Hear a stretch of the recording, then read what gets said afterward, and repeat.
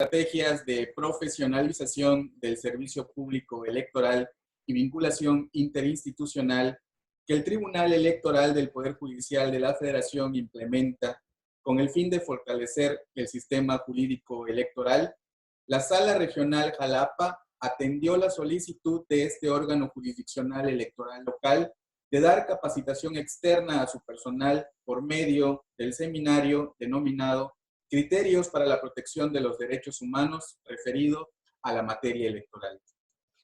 Lo anterior con la finalidad de coadyuvar en la actualización de conocimientos de las y los funcionarios que laboran en este Tribunal Electoral del Estado de Campeche sobre la protección de derechos humanos en materia electoral, así como brindar las herramientas necesarias para la resolución de impugnaciones con motivo del proceso electoral 2020-2021.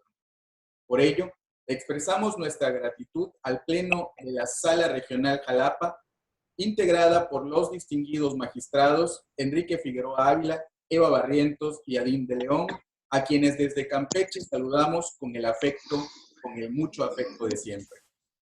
Hoy estamos jubilosos por recibir de manera virtual a secretarias y secretarios de estudio y cuenta de sus ponencias, quienes de manera generosa nos compartirán durante estos días sus experiencias y saberes en tópicos de la materia electoral, en temas tan relevantes como la valoración de la prueba en violencia política en razón de género, la autoadscripción de género, criterios en favor de grupos vulnerables, la libertad de expresión y propaganda gubernamental, test de proporcionalidad y la apertura de paquetes y recuento de votos. Por eso, la Judicatura Local y el Pleno de este tribunal se encuentran engalanados, pues además de aperturar nuestras actividades de capacitación para robustecer a nuestro capital humano, también extendimos nuestras acciones al personal del Instituto Electoral del Estado de Campeche, nuestros aliados locales de cara a los comicios 2021. Sin más, a nombre de la magistrada Brenda Domínguez y del magistrado Carlos Witz, damos la bienvenida a las maestras María Fernanda Sánchez Rubio, Mariana Villegas Herrera y al maestro Enrique Martel Chávez, secretarias y secretario de Estudio y Cuenta de la Sala Regional Jalapa, a quienes desde ahora les mostramos nuestra gratitud por su disposición y por ofrecer un espacio en su agenda para compartir con este Tribunal Electoral y con el Instituto Electoral del Estado de Campeche. Por ello, de verdad, muchas, pero muchísimas gracias. Sus conocimientos, sus experiencias, sin duda alguna, serán muy productivos para el Estado y desde luego para la democracia de nuestro Campeche. Desde luego, y con justeza también debo expresar mi gratitud a la licenciada Cintia Piña Zamudio, quien funge como enlace para hacer posible esta actividad interinstitucional. Muchísimas gracias a todas y todos. Así pues, en este día platicaremos sobre la autoadscripción de género en voz de la maestra María Fernanda Sánchez Rubio, coordinadora y secretaria de Estudio y Cuenta Regional de la ponencia del magistrado presidente, de quien me serviré leer una breve reseña curricular. Ella es licenciada en Derecho por el Instituto Tecnológico y de Estudios Superiores de Monterrey, Campus, Ciudad de México.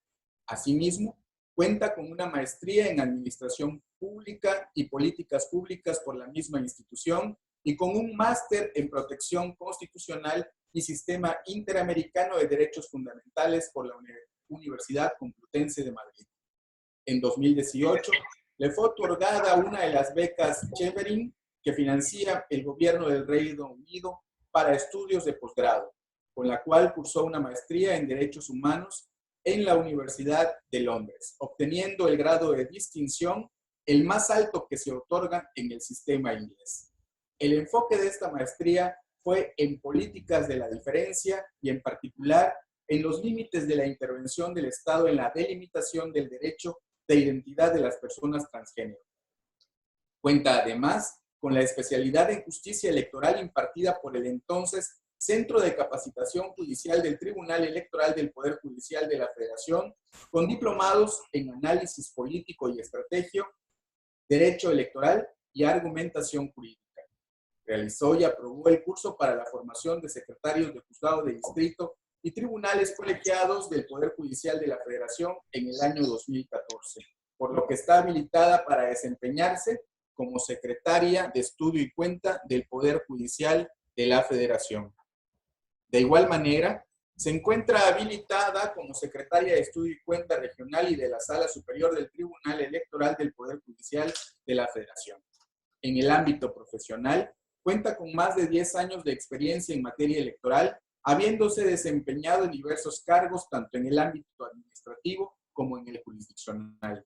Se desempeñó como jefe de departamento en la Dirección Ejecutiva de Prerrogativas y Partidos Políticos del entonces Instituto Federal Electoral, como asesora jurídica en la Subsecretaría General de Gobierno del Estado de México y como directora de Administración y Finanzas en el organismo público descentralizado Sistema de Aguas de Huixquilucan. Desde 2013, trabaja en el Tribunal Electoral del Poder Judicial de la Federación, donde ha sido secretaria de Estudio y Cuenta en diversas ponencias, tanto en salas regionales como en la sala superior. Actualmente coordina la ponencia del magistrado presidente Enrique Figueroa Ávila en la sala regional Jalapa. Queda con nosotros en uso de la voz la maestra María Fernanda Sánchez Rubio. Adelante, por favor, y desde luego, de verdad, muchísimas gracias a todas y todos por el favor de su atención y desde luego a las secretarias y al secretario de las ponencias de la Sala Jalapa por este tipo de cursos y actividades académicas. Muchísimas gracias.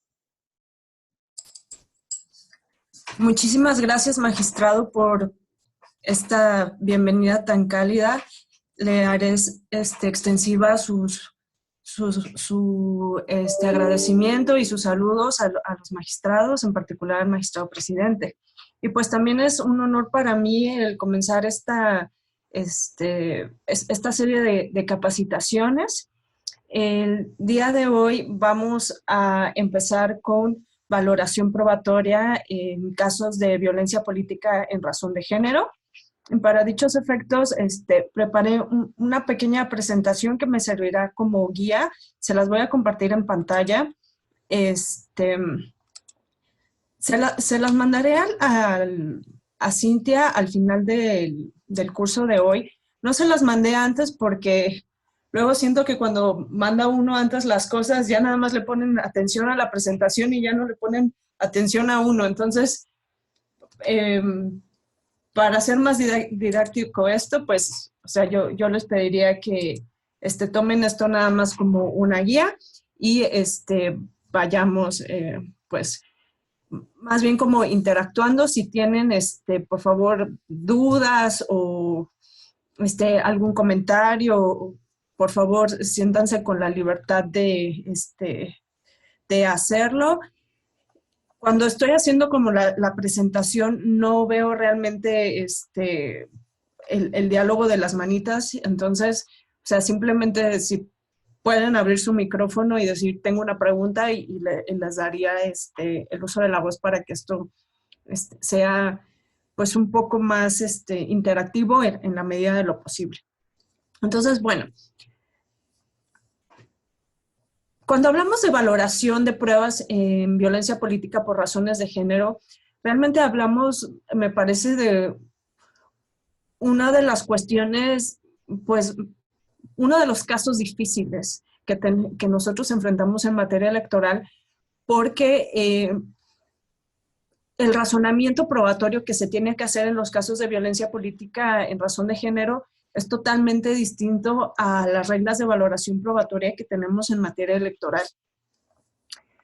En materia electoral, por lo menos en la ley federal, y esto se replica considerablemente en las leyes de los estados, pues tenemos el artículo 15 que dice que el que afirma está obligado a probar y que también lo está el que niega cuando su negación envuelve la afirmación de un hecho.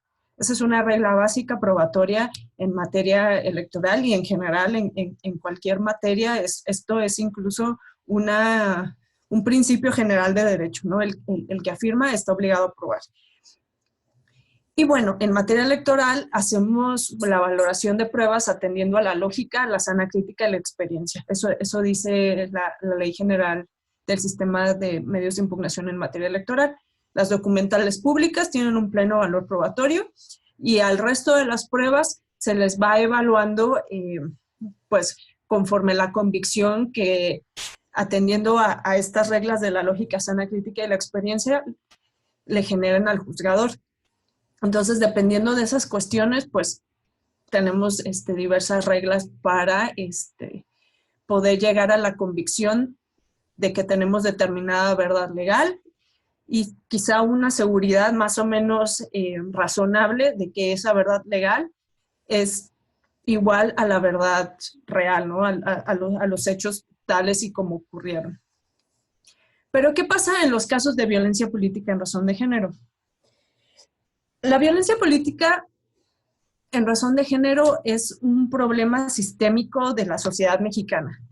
¿Esto qué significa? Que desgraciadamente es un problema que está sumamente arraigado, que está normalizado, que está invisibilizado y que muchas veces, o en la mayor parte de los casos, forma parte de la cultura de las personas. Sobre todo antes de que se hiciera pues todas estas batallas feministas para acceder a los espacios de poder público, pues realmente las mujeres estaban relegadas a la esfera privada, ¿no? A su casa, al cuidado de la familia y a las labores de cuidado. O cuando tenían que trabajar, realmente no trabajaban como en posiciones donde pudieran ostentar el poder público. La lucha de las mujeres por el acceso al poder público ha tenido resistencias y estas resistencias, una de ellas ha sido los casos de violencia política en razón de género. Y este tema realmente es muy reciente. Si nos ponemos a revisar las primeras sentencias en las cuales se empezó a hablar de violencia política en razón de género, datan de 2015. O sea, 5 años para atrás que estamos tomando conciencia de este tema. Entonces, todas estas cuestiones realmente forman parte de la cultura y de seguro muchos de ustedes y yo y todos en general en nuestros comportamientos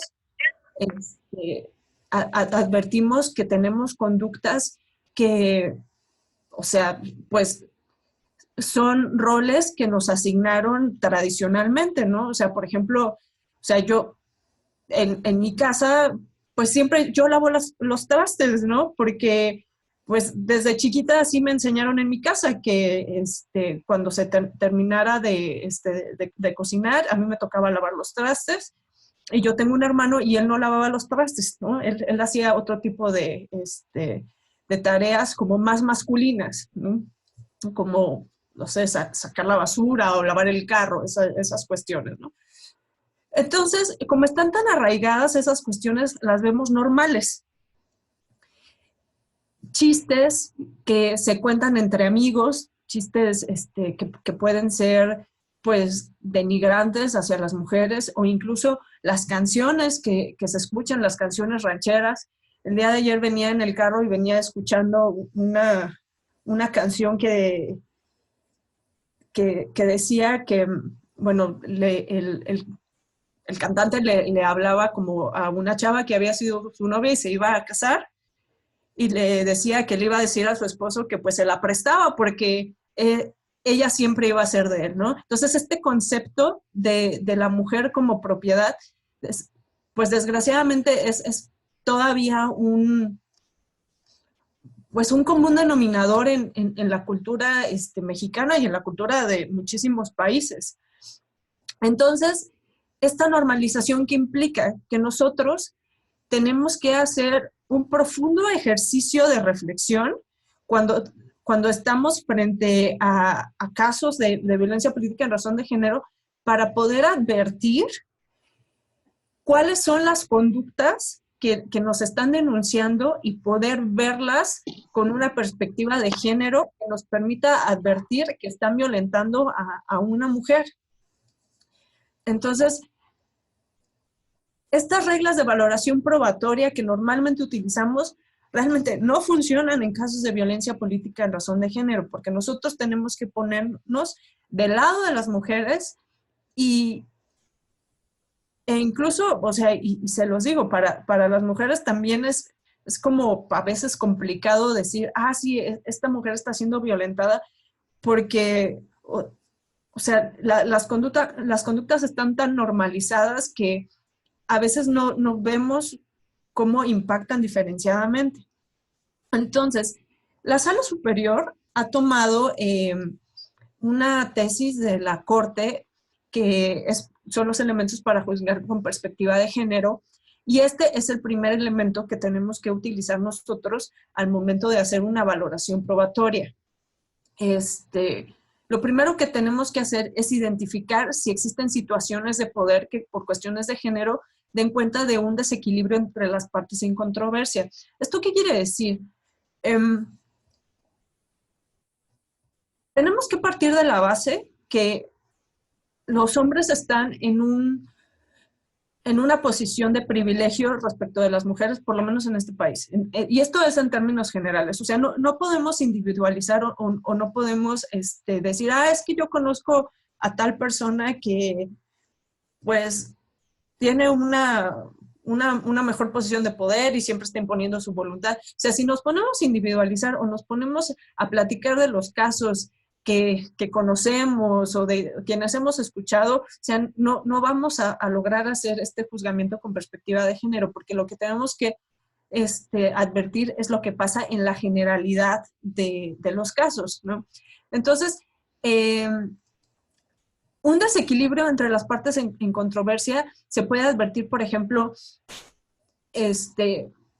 pues quién ha ostentado generalmente el poder, ¿no? O sea, si estamos en un contexto o en una comunidad en la cual las mujeres realmente nunca han accedido a cargos públicos y en los cuales se ha tenido que implementar una acción afirmativa para que las mujeres accedan a cargos públicos, pues seguramente este contexto provoca que las mujeres estén en una situación desfavorable y que los hombres o quienes estén en el poder pues estén en una mejor posición de ejercer ese poder. Entonces aquí se genera esta situación de desequilibrio. O sea, en realidad en los criterios de la Sala Superior se tiene por sentado que siempre que hay una mujer y quien le está ejerciendo violencia política de género es pues su superior jerárquico, o hay una mayoría, por ejemplo, de que ella sea en un cabildo sea la única mujer que sea concejal y el resto de los concejales sean hombres, o también que sea una mujer de oposición y a lo mejor el resto son hombres, o las otras mujeres que haya no sean de oposición, o incluso también que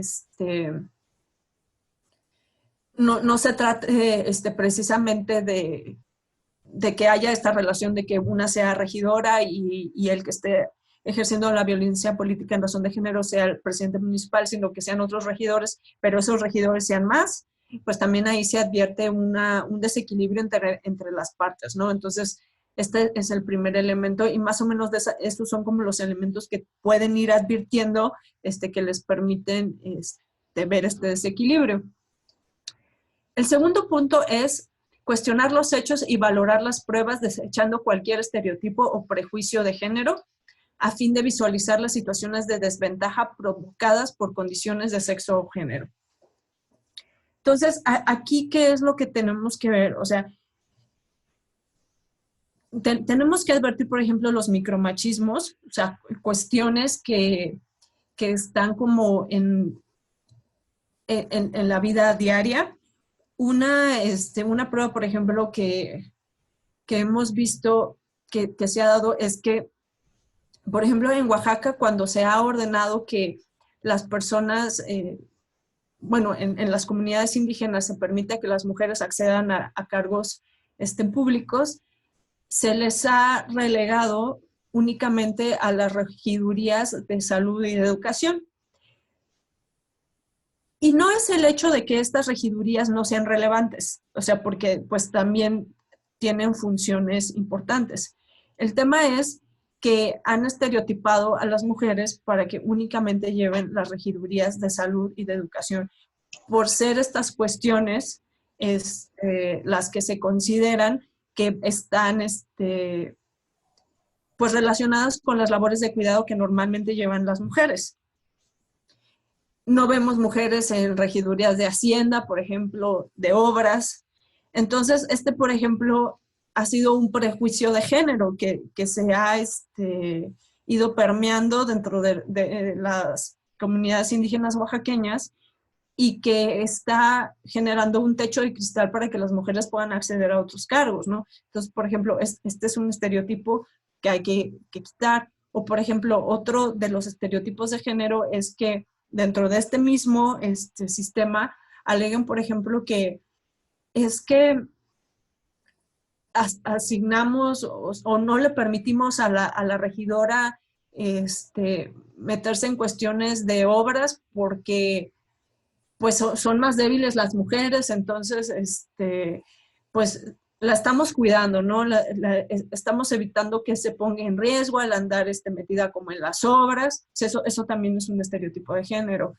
O el hecho de que digan, no les damos la regiduría de Hacienda o no le permitimos revisar los estados financieros porque los hombres son mejores en matemáticas, ¿no? Tienen un razonamiento matemático que es mejor. Eso es otro estereotipo de género. Entonces, tenemos que advertir con todo este tipo de alegaciones que nos están hablando de estereotipos o prejuicios y quitarlos. Entonces, de ahí pasamos al tercer punto de los elementos para juzgar con perspectiva de género, que dice, en caso de que el material probatorio no sea suficiente para aclarar la situación de violencia, vulnerabilidad o discriminación por razones de género, ordenar las pruebas necesarias para visibilizar dichas situaciones. Y esto, bueno, este punto en particular va a tomar particular relevancia ahora con la reforma de violencia política en razón de género de 13 de abril de 2020, que ya prevé a los procedimientos especiales sancionadores como una herramienta para desahogar las quejas de este tipo.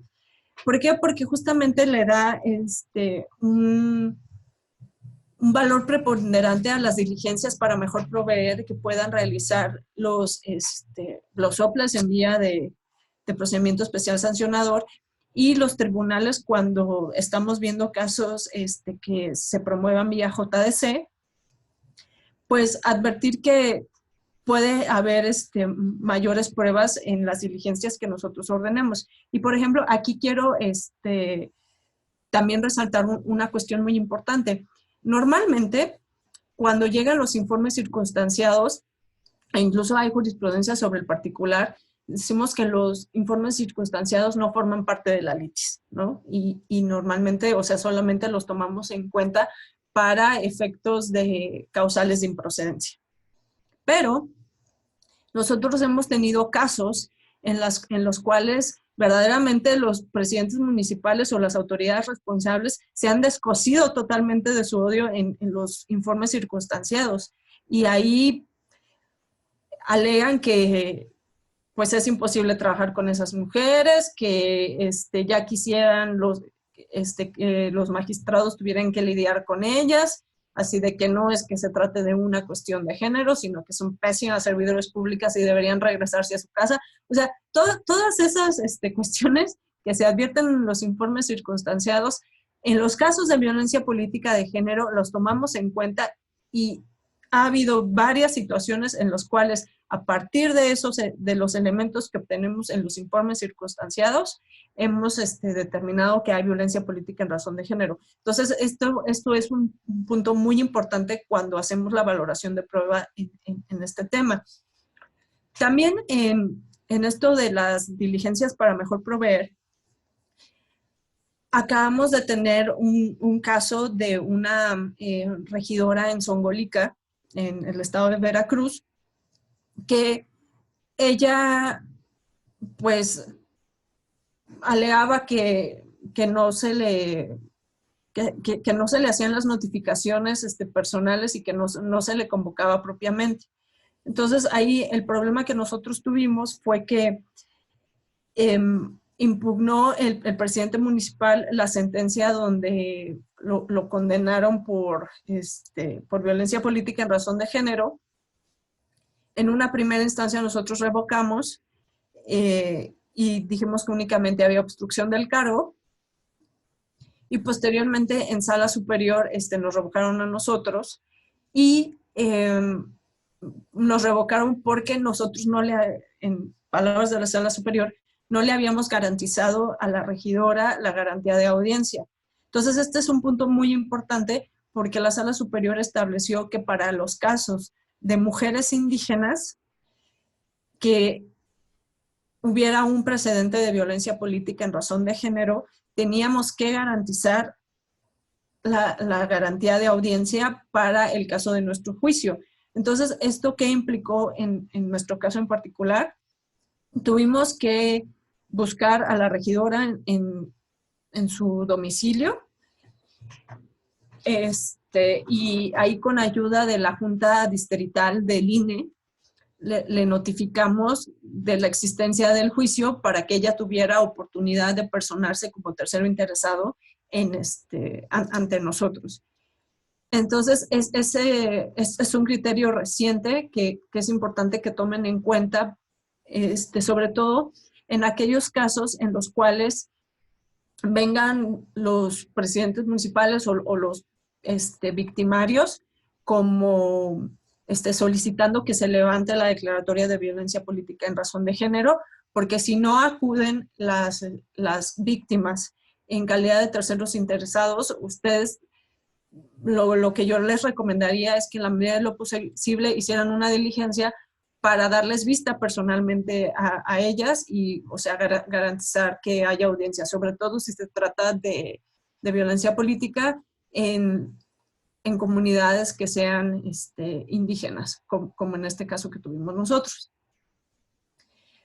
Y bueno, el siguiente punto de los elementos para juzgar con perspectiva de género es que de detectarse la situación de desventaja por cuestiones de género, hay que cuestionar la neutralidad del derecho aplicable, así como evaluar el impacto diferenciado de la solución propuesta para buscar una resolución justa e igualitaria de acuerdo al contexto de desigualdad por condiciones de género. Y en este punto, la obligación que se nos impone es la de advertir si las normas por sí mismas pueden ser discriminatorias.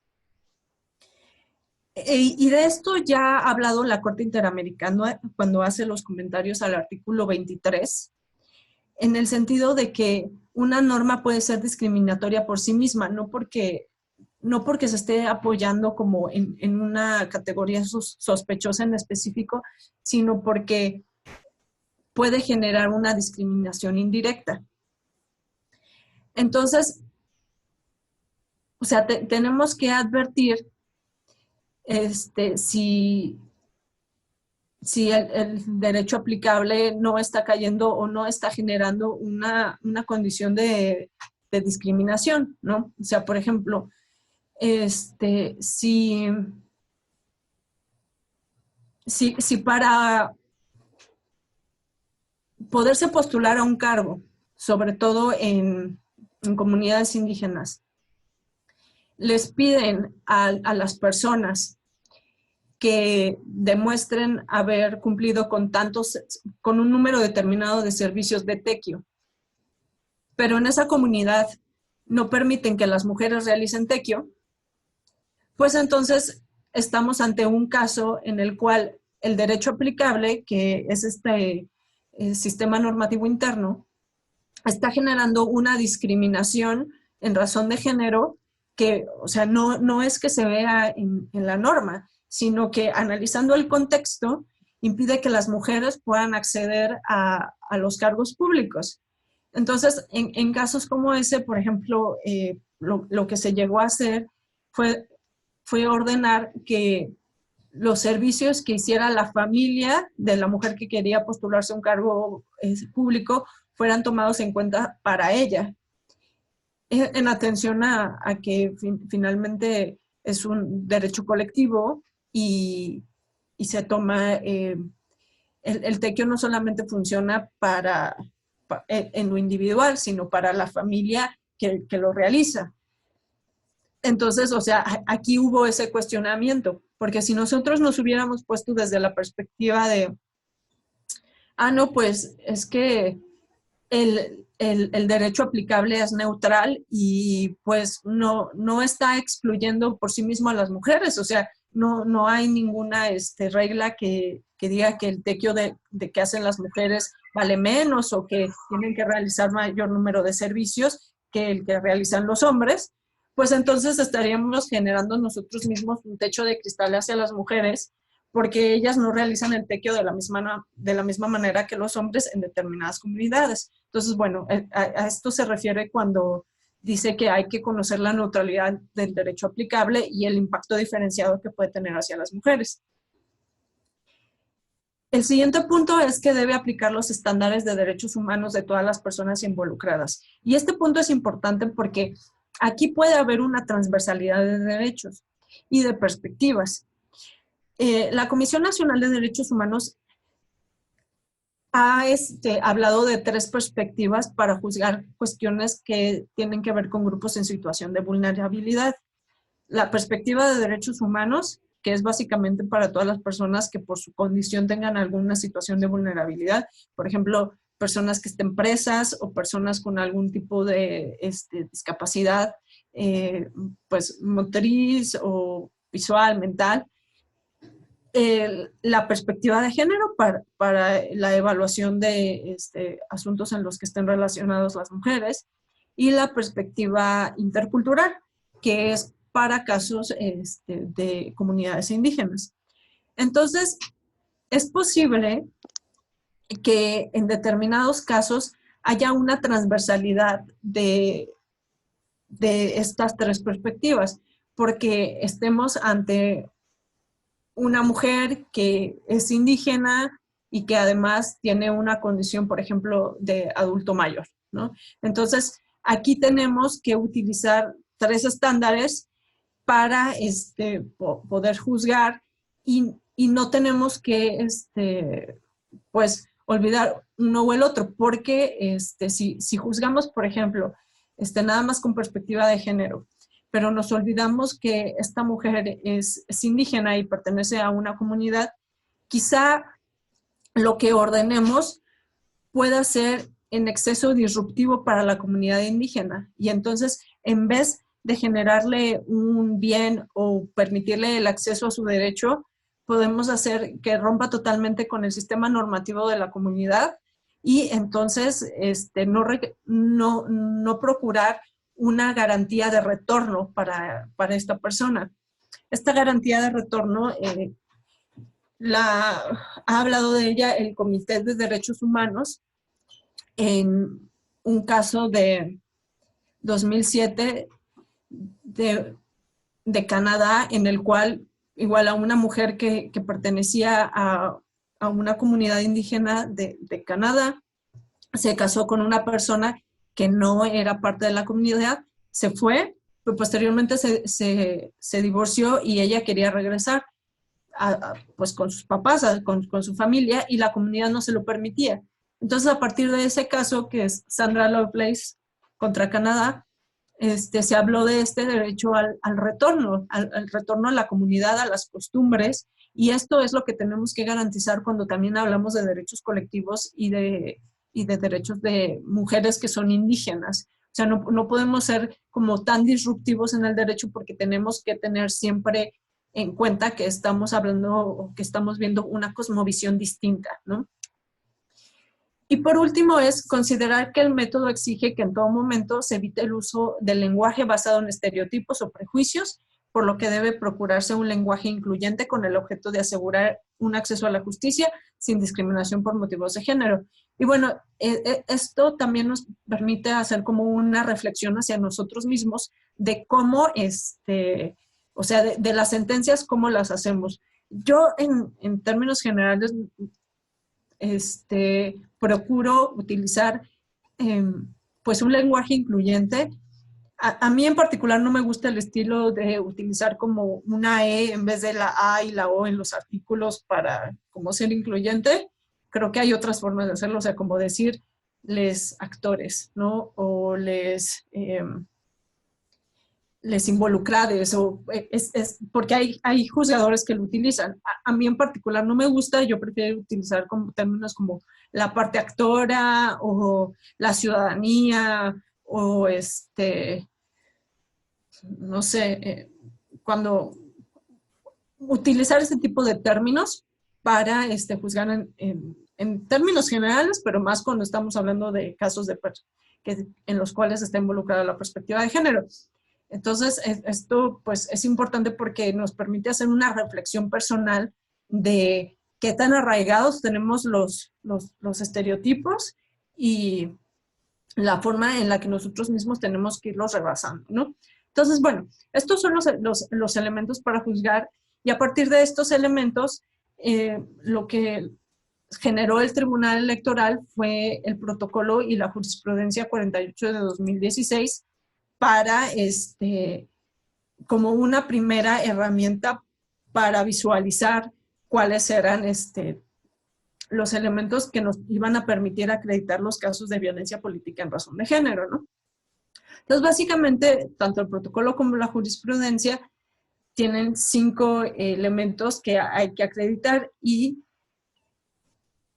es importante correr este test cuando estamos haciendo un juzgamiento de valoración de hechos relacionados con violencia política de género, porque esto nos va a permitir tener una estructura pues uniforme en nuestras sentencias, y sobre todo porque estos son como preguntas o elementos que nos permiten pensar en las cosas, que junto con los elementos para juzgar con perspectiva de género nos van a permitir, pues de alguna manera, advertir que sí estamos frente a un caso de violencia política en razón de género.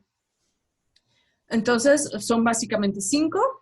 1, que el acto u omisión se dé en el marco del ejercicio de los derechos político-electorales o bien en el ejercicio de un cargo público. Y a ver, este punto que les menciono ahorita es sumamente importante porque, pues, la reforma de abril de 2020 lo que nos estableció es que ya no solamente se están protegiendo casos en los cuales estén involucrados los derechos político-electorales de mujeres que hayan sido electas para cargos públicos, sino que ya también de alguna manera se protegen los cargos por designación.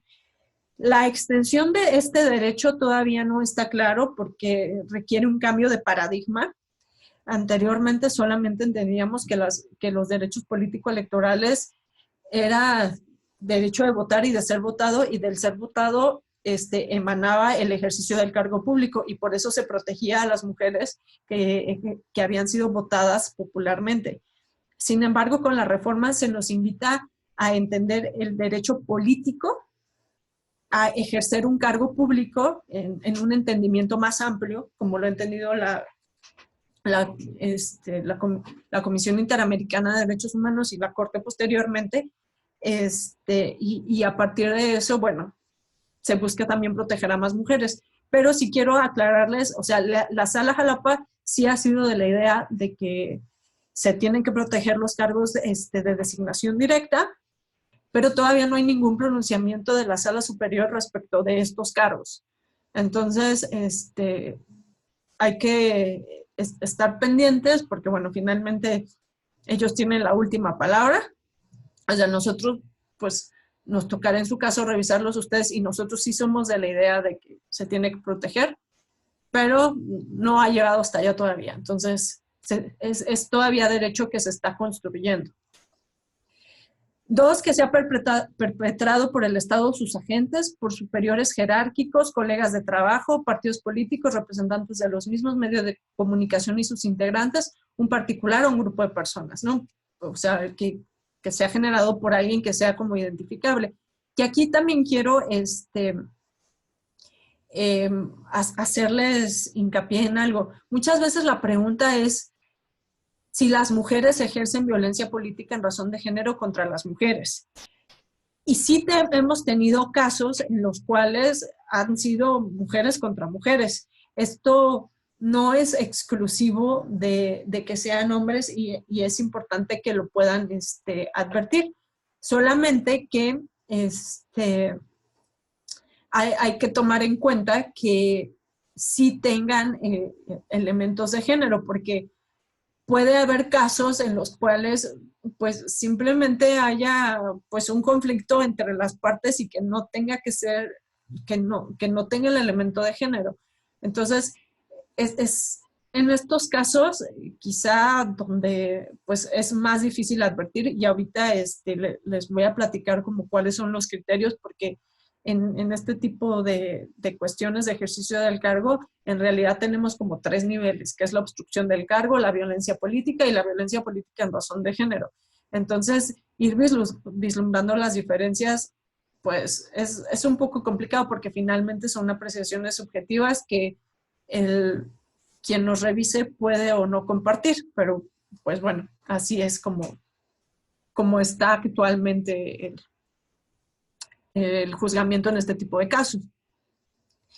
El tercero es que los hechos sean simbólico, verbal, patrimonial, económico, físico o sexual. Y a ver, este punto es bien importante porque conforme se ha ido avanzando en el juzgamiento de casos de violencia política en razón de género y se ha ido visibilizando y generando pues sanciones que realmente les pesan más a los victimarios, como el registro de las personas victimarias de violencia política en razón de género ante el INE y en los diferentes OPLES, esto ha inhibido las conductas.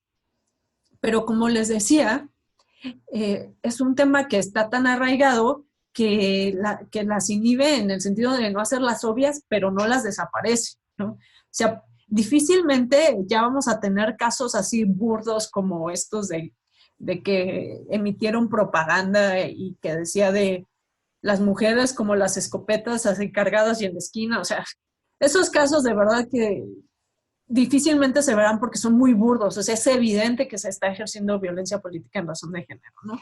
Pero, o sea, sí tendremos casos en los cuales habrá una invisibilización y quizá, o sea, las mujeres me entiendan más si es que han vivido, por ejemplo, o sea, situaciones en las cuales están en reuniones, sobre todo en reuniones en las cuales hay puros hombres y tienen como determinados cargos altos, en los cuales uno como mujer dice algo así de no te pelan, así y de repente un hombre dice exactamente lo mismo, con otras palabras, pero más fuerte, y a todo el mundo le parece una idea brillante. Así, eso me ha pasado en una cantidad de situaciones, seguramente a muchas mujeres les ha pasado. O sea, vaya, es como parte de las interacciones que tenemos normalizadas en nuestro país, y con las cuales muchas mujeres hemos tenido que vivir o que ajustarnos, porque es parte, pues, de nuestra realidad, de la cultura y de la educación. O sea, pues me podrán decir bueno, es que, o sea, ¿cuál es la violencia política en razón de género, no? Pero si es como una cuestión sistemática en la cual es una regidora y todo el tiempo la están ninguneando o nunca toman sus ideas o incluso le roban el crédito, pues estamos hablando de un tema de invisibilización, y ese tipo de conductas son las más difíciles de advertir. O sea, y tuvimos un caso, el JS 151 de este año, que en recurso de reconsideración es el que generó la lista de infractores ante el INE, en el cual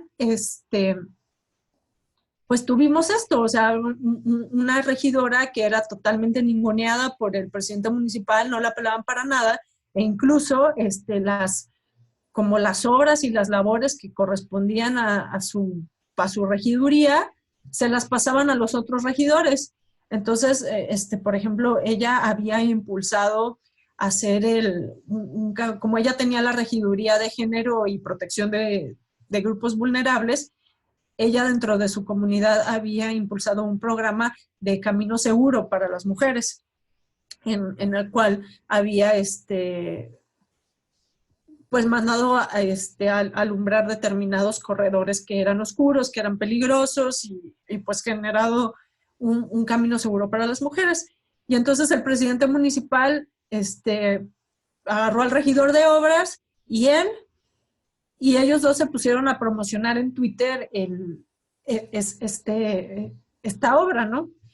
Y dejaron totalmente fuera a la regidora. Entonces el reclamo que hacía era de, bueno, es que ni siquiera me dan crédito por mi trabajo, así de, yo hice todas las gestiones para que hicieran este camino y tan no me dejan hacer mi trabajo, tan no reconocen lo que hago, que me robaron el crédito entre el presidente municipal y otro regidor, ¿no?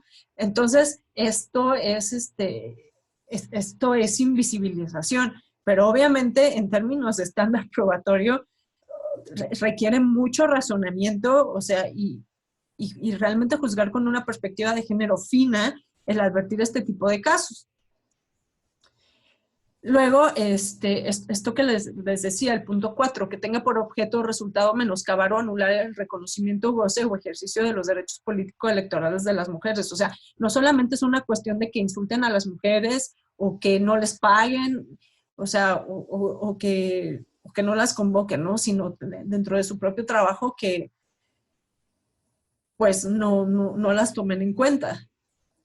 Y el quinto, que se basa en elementos de género, es decir, que se dirige a una mujer por ser mujer, tenga un impacto diferenciado en las mujeres o afecte desproporcionadamente a las mujeres.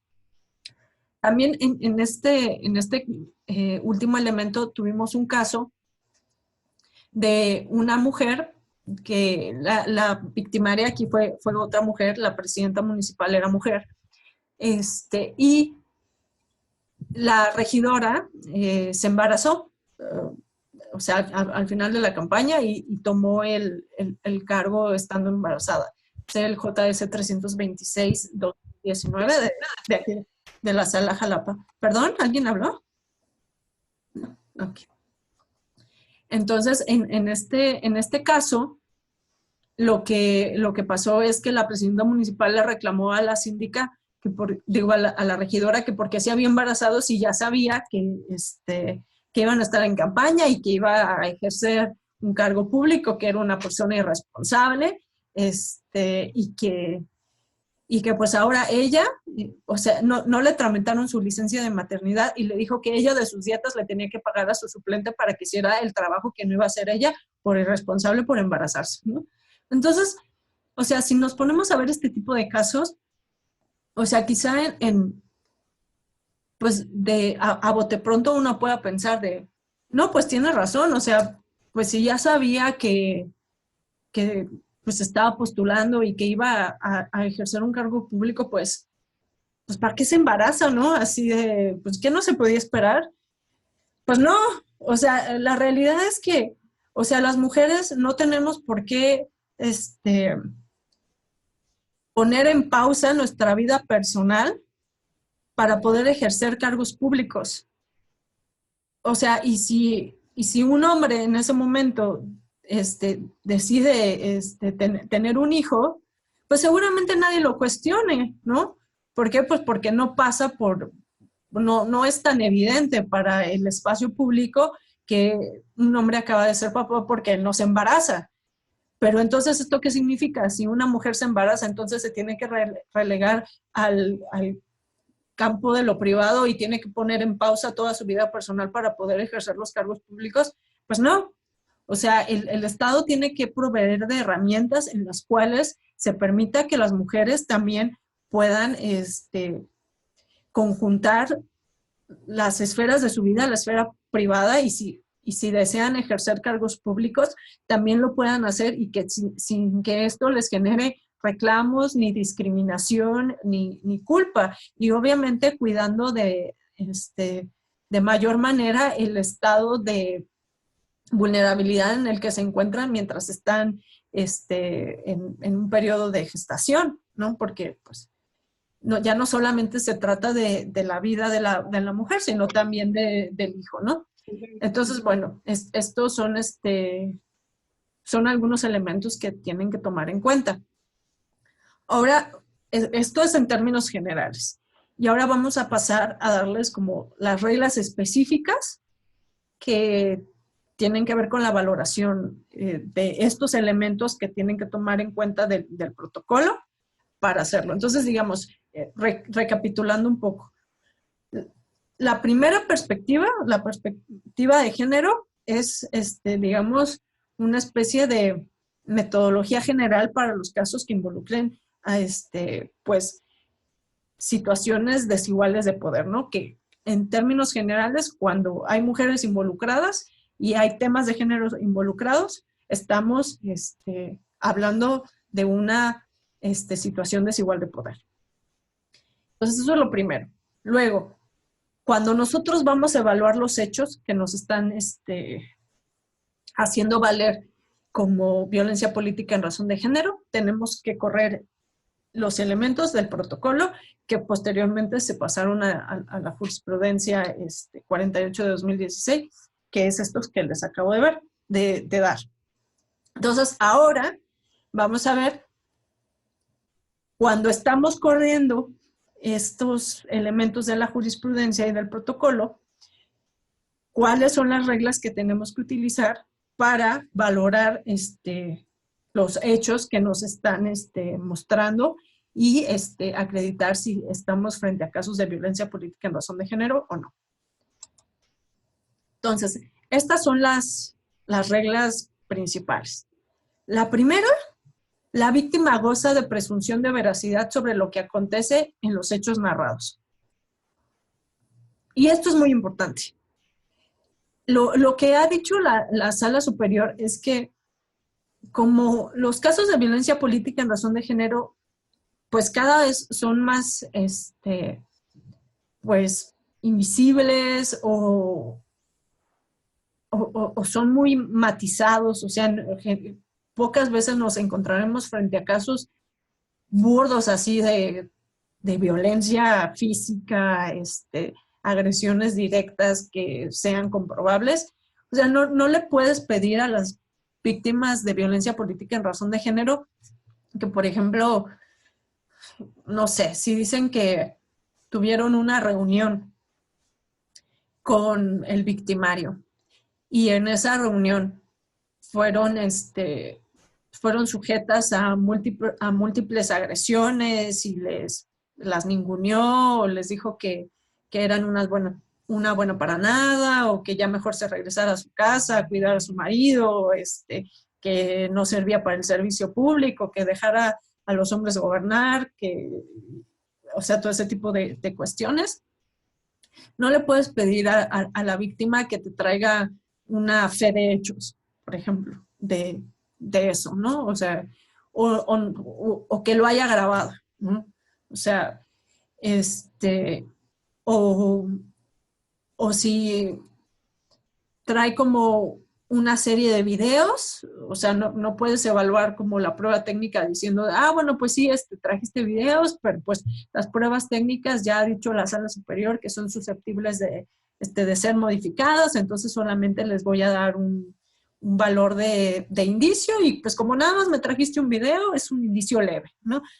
Eso no funciona en los casos de violencia política de género. O sea, lo que te están narrando, lo que te están diciendo, tienes que partir de la base que es cierto.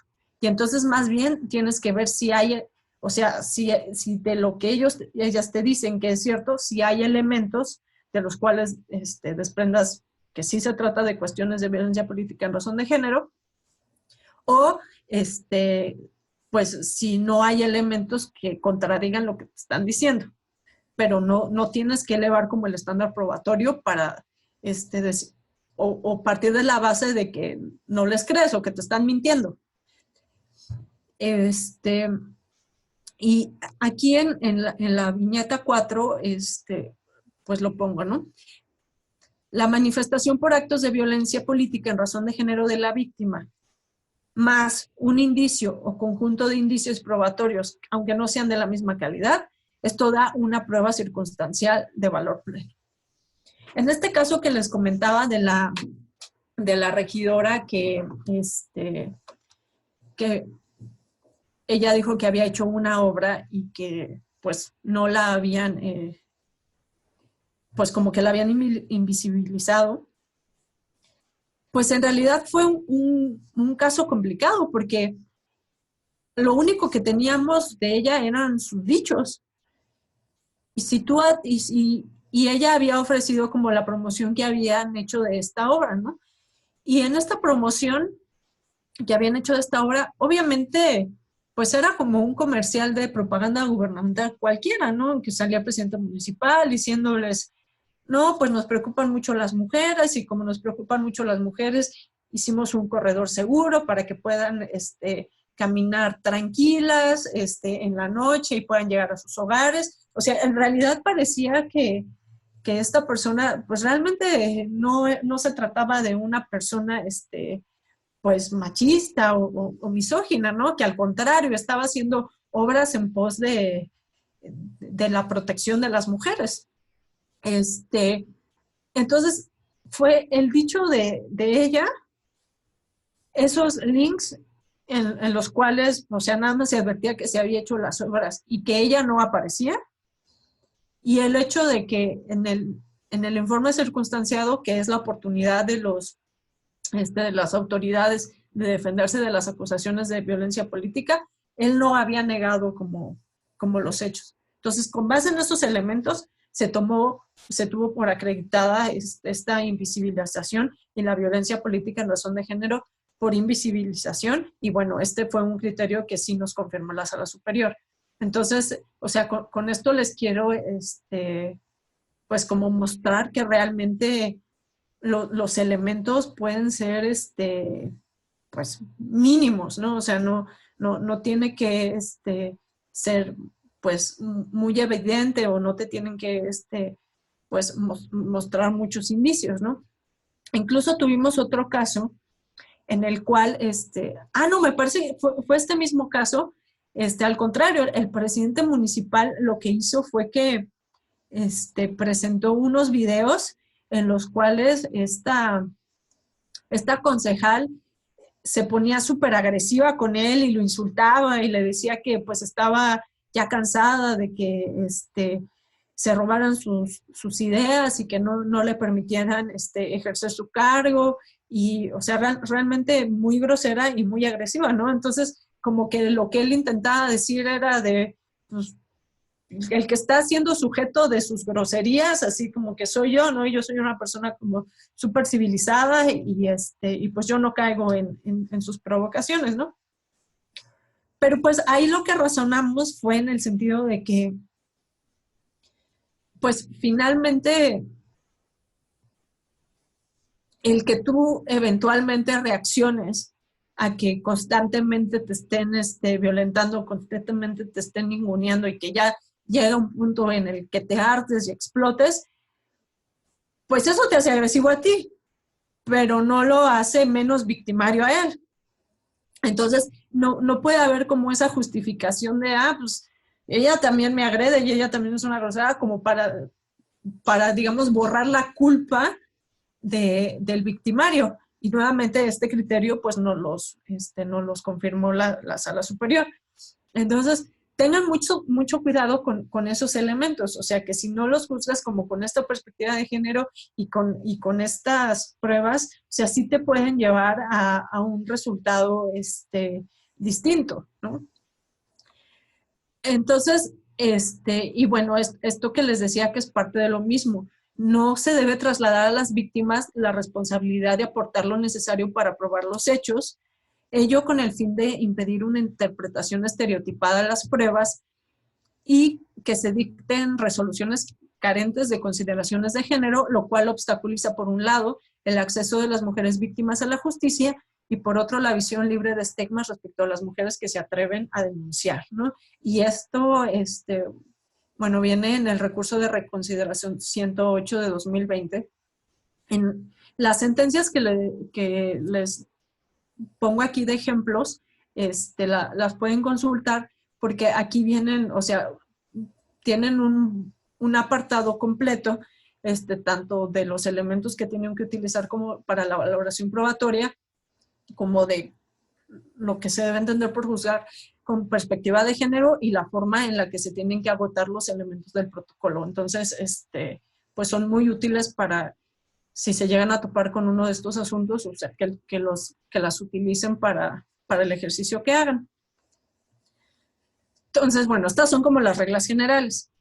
Ahora, a partir de esta nueva integración de la sala superior, han surgido nuevas reglas, también para la valoración probatoria, que es muy importante que tomen en consideración.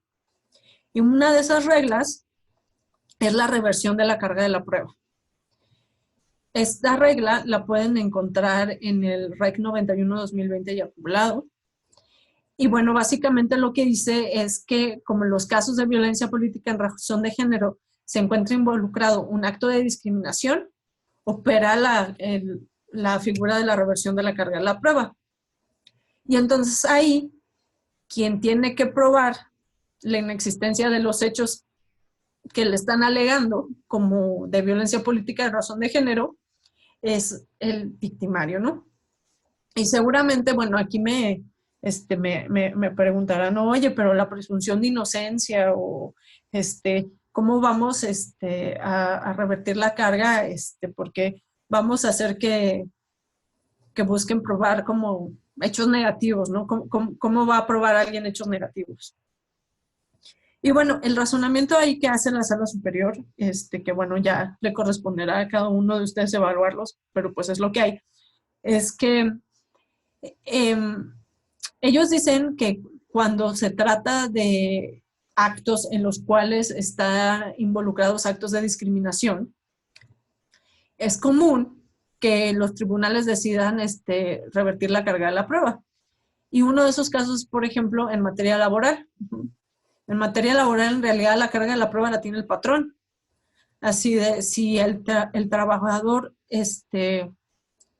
niega simple y llanamente que, por ejemplo, o sea, le pagaron, pues entonces el patrón tiene que probar que sí le pagaron, ¿no? O sea, tiene que mostrar ahí los comprobantes de pago, los depósitos, las transferencias, lo que sea, ¿no? Entonces, de este criterio sale la reversión de la carga de la prueba. Y ciertamente es complicado de manejar, o sea, sobre todo en las cuestiones de invisibilización, o sea, quizá este criterio de la reversión de la carga de la prueba sea más fácil en cuestiones cuando te hacen alegaciones de hechos, ¿no? Por ejemplo, en temas de obstrucción del cargo, cuando te dicen que, pues, no hicieron no las convocaron adecuadamente a las sesiones de cabildo o no les hicieron llegar los órdenes del día o las convocatorias, los documentos, pues ahí pues como que es más fácil que los victimarios pues presenten, ¿no? Los acuses donde pues haya pues una firma o un sello de recepción, una prueba de que sí recibieron, ¿no? O de que sí fueron convocadas adecuadamente. En esos casos es más fácil. En casos de estos de invisibilización, pues sí se pone como un estándar más complicado. Entonces, la verdad es que no les puedo decir pues muy claramente qué hacer en esos casos porque nosotros mismos estamos lidiando con esos temas. Este criterio, como pueden ver, es súper reciente. O sea, vaya, tiene 2, 3 meses que lo sacaron, entonces apenas estamos viendo cómo ir lidiando con esos temas de forma que sea pues de alguna manera como satisfactoria para las víctimas, pero que no pongamos en una situación imposible a los victimarios, porque pues finalmente también, o sea, con la creación de de las listas de los registros de victimarios de violencia política en razón de género y demás. O sea, ya hay una serie de incentivos también para utilizar esto como, pues, estas acusaciones un poco como a venganza, ¿no? Entonces, es delicado detenerlo, pero, pues bueno, o sea, en la medida de lo posible hay que tomar los elementos y ya cuando hagan este tipo de alegaciones, pues sí, revertirles la carga de la prueba, pero pues ver que no estemos estableciendo como un estándar tan imposible tampoco para ellos, ¿no? O sea, que sí les estemos pidiendo que sean como diligentes en su trabajo, o sea, que por ejemplo notificaciones hagan bien, que pues busquen de alguna manera demostrar, ver que los informes circunstanciados sean educados al redactarlos, o sea, que en ninguno de esos elementos que les toca ver a los victimarios puedan advertir ustedes pues situaciones en las cuales pueda, digamos, alegarse que hay una discriminación o un trato diferenciado hacia las mujeres, y digo, creo que con eso más o menos pueden salir con este criterio avante, ¿no? Y bueno, o sea, si se trata de mujeres que además son indígenas, ahí sí el estándar probatorio, o sea, para la víctima se reduce al mínimo, ¿no? Y realmente a quien le corresponde probar que no ha sido victimario es totalmente pues, al victimario, ¿no? Y bueno, aquí otro punto que les pongo porque es sumamente importante para estos temas son los puntos para hacer un test de indicios. Porque como vieron, una de las reglas es que el dicho de la víctima más una serie de indicios que se puedan advertir, pues les puede dar una prueba circunstancial de pleno valor probatorio. Entonces, tienen que ser ustedes capaces de construir un test de indicios. Y para esto, bueno, estos son los puntos a demostrar, ¿no? Uno, que los hechos que se toman como indicios estén acreditados, dado que no cabe construir certeza sobre la base de simples probabilidades. No que se trate de hechos de los que solo se tiene un indicio. O sea, aquí básicamente es, o sea, que, pues, ya sea que sean como noticias que, aunque sea, les presenten una noticia o que haya prueba de que sí se llevó a cabo una sesión de cabildo determinada y que no fueron convocadas, o sea, este tipo de cosas, aunque solamente sea un documento o un elemento, bueno, pues ya con eso de alguna manera puedes probar el hecho, ¿no? Que concurra una pluralidad y variedad de hechos demostrados, generadores de estos indicios, o sea, por ejemplo, que te hagan, o que te presenten pruebas, ¿no? O sea, fotografías, a lo mejor hay un video tomado con el teléfono, que esto se pueda, digamos, concatenar con determinadas actitudes que se puedan ver del informe circunstanciado o de la forma en la que se conduce públicamente el victimario, que guarden relación con el hecho que se trata de demostrar y que exista una concordancia entre ellos, ¿no? Estos son como los elementos que se pueden utilizar. Y si quieren, les digo, si quieren ver una buena forma en la cual se utilizó el test de indicios, en el JS 151 de la Sala Jalapa de 2020, ahí se utilizó, porque ese fue el tema de invisibilización, y junto con ese, el REC 90, que fue el que lo revisó y confirmó esta parte de la sentencia, ¿no? Entonces, ahí lo pueden ver. Entonces, ahora, pues, ya en el tiempo que me queda, quiero platicarles de estos 3 niveles de obstrucción del cargo, violencia política y violencia política en razón de género, porque es muchas veces como lo que cuesta trabajo, ¿no? O sea, ir graduando las conductas de tal manera que podamos situarlas como adecuadamente. Muchas veces lo que pasa es que cuando corremos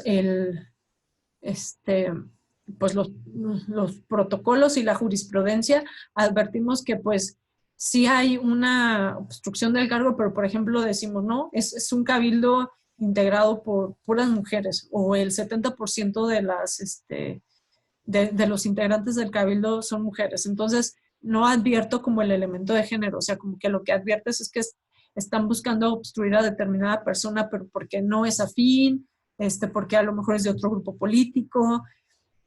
Entonces, ahí estamos ante un tema de obstrucción del cargo.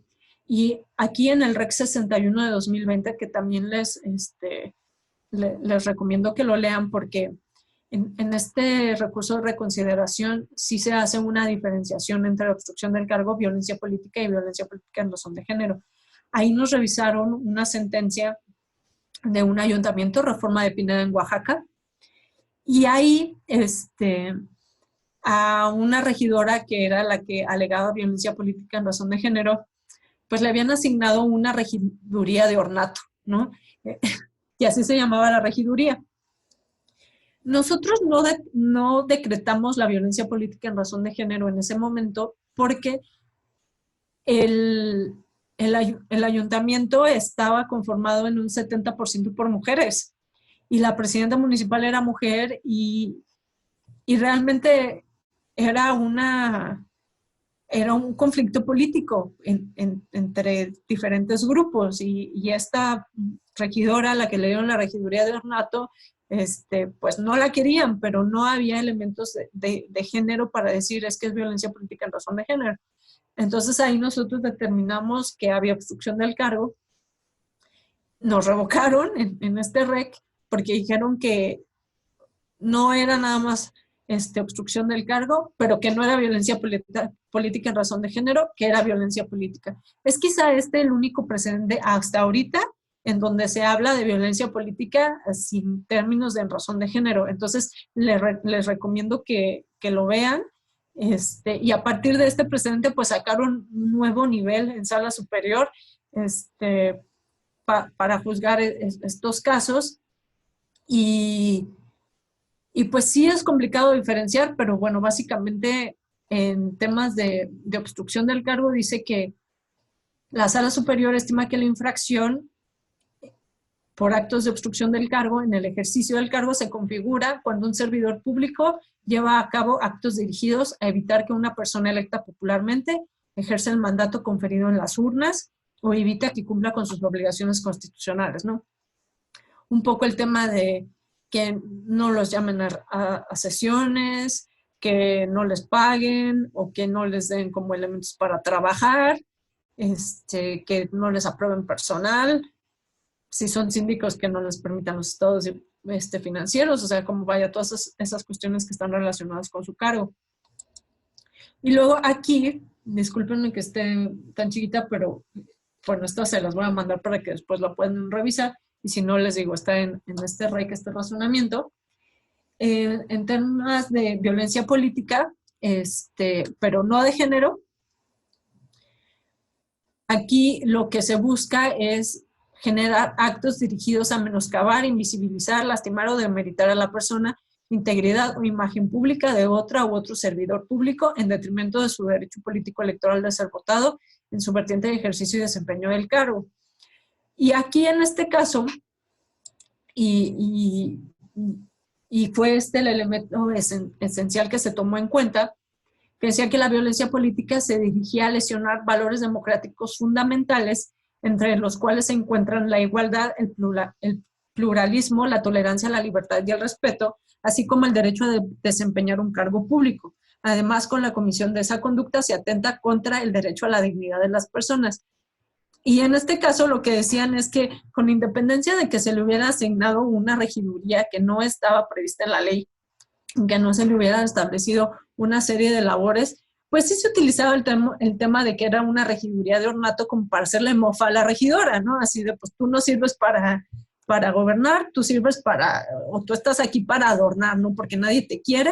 Entonces, pues hubo ese razonamiento de que si bien no se podía acreditar el elemento de género en razón de que, pues, el ayuntamiento era mayoritariamente femenino y pues, o sea, no se veía que el resto de las mujeres, pues, pues, estuvieran pues, menoscabando a esta regidora por ello, pero sí había un evidente conflicto que escaló a un punto en el cual le estaban haciendo burla y estaban afectando su dignidad, pues entonces ya, ¿no? Se acreditaba de la violencia política. Y bueno, ya el tema de violencia política en razón de género, pues son con los elementos que les mencioné del protocolo y la jurisprudencia, ¿no? Entonces, bueno, yo con eso concluiría esta presentación y pasaría propiamente con ustedes por si tienen como algún tipo de preguntas, comentarios, cualquier cosa que quieran decir, pues estoy a sus órdenes. Muchísimas gracias, maestra María Fernández Sánchez Rubio. De verdad que no vimos pasar el tiempo entre los comentarios atinados y sobre todo lo importante de refrescarnos con las producciones que se han hecho desde el órgano jurisdiccional. Estamos conscientes de que una de las salas que más riqueza en cuanto a criterios genera a nivel nacional es la Sala Jalapa, sobre todo en este tipo de tópicos, así que le agradezco pues la amabilidad de compartir este tipo de información. No sé si tuviesen alguna pregunta las y los participantes, en tanto que si existen algunas preguntas, amablemente les pediría en principio que las hicieran en el chat, o si quisieran hacerlas también, si me lo permite la maestra María Fernanda, pues que también lo puedan hacer de forma auditiva, en comunicación directa con la ponente. En tanto esto sucede y las personas pues nos comunican a través del chat o de forma, vuelvo a repetir, a través de su audio, déjeme decirle que tuvo usted 76 participantes, es una participación muy alta para el caso de nuestras actividades internas. Estamos pues los integrantes del Pleno, destaco la presencia de la magistrada Brenda Domínguez, del magistrado Carlos Witz, de la maestra Miriam Vila, la secretaria de Acuerdos en Funciones del Tribunal Pleno, y desde luego el personal de sus magistraturas que pues están convocados el día de hoy y han atendido este tipo de convocatoria. De la misma manera, también destaco la presencia de las y los consejeros del Instituto Electoral. Tuvimos la presencia de la licenciada Nadine Moguel, del maestro Abner Ronces y del maestro Dani Góngora, también de la maestra Ingrid Pérez, secretaria ejecutiva del Instituto Electoral, la maestra Miriam Rosas Uriostegui, directora de organización, y el maestro Víctor Subieta, director de capacitación, entre otras personalidades del Instituto Electoral. En el caso en particular, voy a servirme leer, ya veo algunas preguntas en el chat. Si me lo permite, maestra, voy a leerlas. Dice la maestra Miriam de Rosario Vila, y nos dice, en lo personal, ¿cuál ha sido la sentencia más complicada que le ha tocado realizar? Me imagino que en el tema de violencia política en razón de género. Por favor, maestra Fernanda Sánchez, si es tan amable. Pues yo creo que es la que les menciono del JDC 151 de 2020, porque es la de invisibilización de género, ¿no? Yo creo que lo más complicado es generar, sobre todo convicción hacia las otras ponencias de que estamos ante un caso de violencia política en razón de género cuando no hay elementos o los elementos son muy,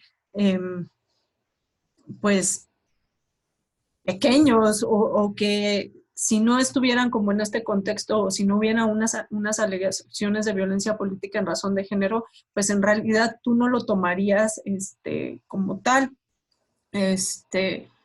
Yo creo que ha sido como de las más complicadas. Y bueno, la verdad es que las sentencias de violencia política en razón de género siempre traen aparejado un tema de complejidad alto, porque finalmente son sentencias que requieren un ámbito de subjetividad muy importante. Y bueno, o sea, mi recomendación en particular, sobre todo a los magistrados, cuando tienen que juzgar muchas veces este tipo de casos, alguna vez la magistrada presidenta del Tribunal de Chiapas, o sea, como que me preguntaba, ¿no? Igual en una capacitación que, como que cómo lográbamos tener un criterio que pues garantizara que no te fueran a revocar, ¿no? Y le decía, bueno, es que creo que hay que perderle un poco el miedo a la revocación, porque a nosotros, o sea, nos revocan, pues, la verdad es que nos revocan mucho más de lo que quisiéramos. Y, y no significa que pues hagamos las cosas mal, o sea, lo que significa es que son casos difíciles, que no tienen una respuesta clara, que están totalmente sujetos a la perspectiva del juzgador. Aunque si pudiera yo decirles en términos generales, creo que en caso de duda siempre hay que fallar en favor de la víctima, o sea, tomando en consideración estos elementos que les decía, que su dicho tiene valor preponderante y la reversión de la carga de la prueba, y que solamente determinen que no hay violencia política en razón de género en aquellos casos que de plano no tengan nada, o sea, que no haya un solo indicio que les permita advertir que en verdad están como ante una situación de esto, porque alguna vez en una conferencia la magistrada Gabriela Villafuerte de la sala especializada decía algo que me pareció muy atinado y lo quiero compartir con ustedes. Ella decía que mientras los otros candidatos, porque pues ella estaba hablando de violencia política en campañas, están ocupados haciendo su campaña, pues tienes aquí a determinadas candidatas haciendo denuncias de violencia política en razón de género. Esto les genera una carga y las distrae de sus actividades de campaña, de sus actividades de convencimiento. O sea, el venir a los tribunales para pelearse, o sea, implica para ellas una carga. Y si lo están haciendo, seguramente lo están haciendo porque ya no encontraron otra salida ante esta situación, porque esto les puede generar no solamente una carga económica, porque quizás están pagando un abogado, así de una carga de tiempo, así de también les está generando seguramente un estigma ante la sociedad. Y, por ejemplo, aquí quiero compartirles una experiencia pues personal que tuvimos en unos alegatos. Cuando estaba en sala superior en 2016, me tocó ver la elección de gobernador de Aguascalientes. Y ahí una de las candidatas era una mujer, pues que era lesbiana. Y ella tenía su pareja, y este tema o sea, lo mantenía muy en lo privado, porque Aguascalientes es un estado pues muy conservador todavía. Entonces, incluso ella tenía una profunda amistad con el obispo y comentaba en una audiencia de alegatos que se había sentido como un poco traicionada cuando el obispo empezó a apoyar directamente como la agenda del PAN en estos momentos. Y nosotros advertíamos que en realidad ella había sufrido muchas agresiones, o sea, le habían mandado panfletos y habían así como distribuido una campaña negra en su contra, pues bastante fuerte y bastante agresiva por este hecho de que pues se trataba de una mujer que es lesbiana. Y sin embargo, ella no quiso denunciar. Y, y cuando, o sea, cuando buscó que se anulara la elección de gobernador, ella buscaba que se anulara no por la violencia política en razón de género que había sufrido, sino por el hecho de que había habido una intervención de la iglesia en la elección y que ella se sentía muy ofendida respecto de eso. Y dijo en esta audiencia de alegatos que si se lograba que se anulara la elección, que la verdad ella no sabía si se quería volver a postular, porque había sufrido mucho o sea, como el dicho de todas estas personas, y había sufrido mucho la campaña, pero que realmente le había indignado lo que había pasado, ¿no? Entonces que ella no se quería volver a postular. Entonces, quiero que tomen este ejemplo, o sea, cuando juzguen los casos de violencia política de género. O sea, no es fácil para las mujeres asumirse como víctimas y venir a reclamar los derechos que pues tendrían que tener garantizados. Entonces, piensen en esto cuando juzguen un caso de perspectiva de género. O sea, no vean frente a ustedes, hay viejas argüenderas o ya nada más vienen a ver, o sea, ya mejor se deberían dedicar, o así es la política. O sea, este ambiente de violencia, o sea, que vivimos y que tenemos normalizado y bajo el cual estamos acostumbrados a trabajar, no tiene por qué ser la realidad de nuestro país. Entonces, tenemos, creo yo, el privilegio como juzgadores de ir modificando un poquito esa situación y ir cuidando de alguna manera a las mujeres en estos casos. Entonces, pues les invito a tomar en cuenta esto. Veo aquí otras preguntas, me voy a pasar con ellas rápidamente. Dice, ¿puede llegarse a una sentencia en favor de la víctima únicamente con el valor que tiene su dicho o acusación? No me ha tocado ninguna en la cual de plano no tengas ningún indicio. O sea, sí, no tenemos como pruebas documentales o pruebas que tengan valor probatorio único, pero siempre te muestran como al menos un video, una fotografía. Vería muy difícil que únicamente fuera con el valor o dicho que tiene su acusación, porque si bien tiene un valor preponderante, no tiene por sí mismo un valor probatorio pleno. Entonces, pero nunca he tenido un caso en el que de plano no haya nada. Y el otro dice, buenas tardes, ¿en dónde se podrá consultar el Registro Nacional de Personas Sancionadas en materia de violencia política en razón de género? Y una vez que algún funcionario o actor político queda ahí registrado, ¿es por un plazo indefinido o hay un periodo? Bueno, este registro nacional lo tiene el INE, entonces se va a poder consultar en su página de internet. No sé si ya esté habilitado porque lo estaban empezando a generar, pero a partir de la página es donde se va a registrar y no es un plazo indefinido. Es únicamente para el periodo electoral siguiente, porque, bueno, realmente lo que se busca con este registro es que o sea, si las personas se quieren reelegir, el requisito de tener un modo honesto de vivir no lo acrediten por ser victimarios de violencia política en razón de género. Entonces, no es indefinido. Y pues ya. ¿Alguien más tiene alguna otra pregunta?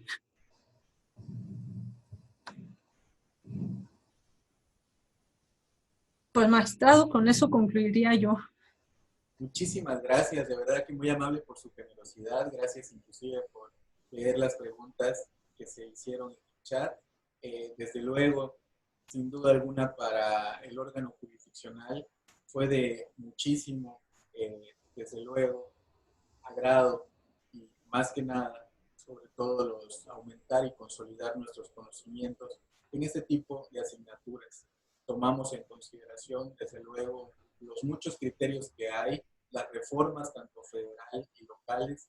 También el Tribunal Pleno ha resuelto asuntos de violencia política en razón de género y desde luego también hemos pues, tomado en muchas de nuestras decisiones antes y después de la reforma los criterios que se han generado y desde luego este tipo de actividades de capacitación yo creo que ayudan a enriquecer y a consolidar lo que hemos hecho. Vamos en la ruta y yo creo que efectivamente son nuevos tiempos y estos nuevos moldes, este nuevo andamiaje también permite el hecho de una nueva configuración en materia de violencia política en razón de género. Y sin más, pues desde luego, obvio y respeto del tiempo, tanto suyo como luego de las personas que nos están siguiendo en esta plataforma, a nombre del Tribunal Electoral, hago entrega a la maestra María Fernanda Sánchez Rubio de un pequeño, modesto reconocimiento de parte del Tribunal Electoral con motivo de la impartición de este módulo, valoración de la prueba en violencia política en razón de género, que en su oportunidad le haremos llegar de forma presencial, de manera física. Tendremos el gusto de entregárselo con posterioridad. Pero Quedamos entonces desde hoy convocados para la cita del día de mañana, donde de nueva cuenta la maestra María Fernanda nos va a ayudar con temas de relevancia, como lo es, desde luego, la autoadscripción en materia de género. Muchísimas gracias, de verdad, maestra María Fernanda. Desde luego, le vuelvo a repetir, estamos muy contentos y complacidos por la generosidad de compartir sus conocimientos y sus saberes. Agradezco al Tribunal Electoral, a quienes lo integran, al Instituto Electoral y las personas que también amablemente se han convocado a este tipo de actividades y se han sumado. Yo creo que en Campeche estamos dando muestras de alianza y sobre todo el hecho de que estamos previo al proceso electoral con ganas de seguir capacitándonos y sobre todo de dar lo mejor como autoridades electorales. Muchísimas gracias, les vuelvo a repetir y nos vemos el día de mañana, la cita a las 11 de la mañana. Muy amables. Al contrario, muchas gracias y nos vemos mañana. Hasta luego. Hasta luego.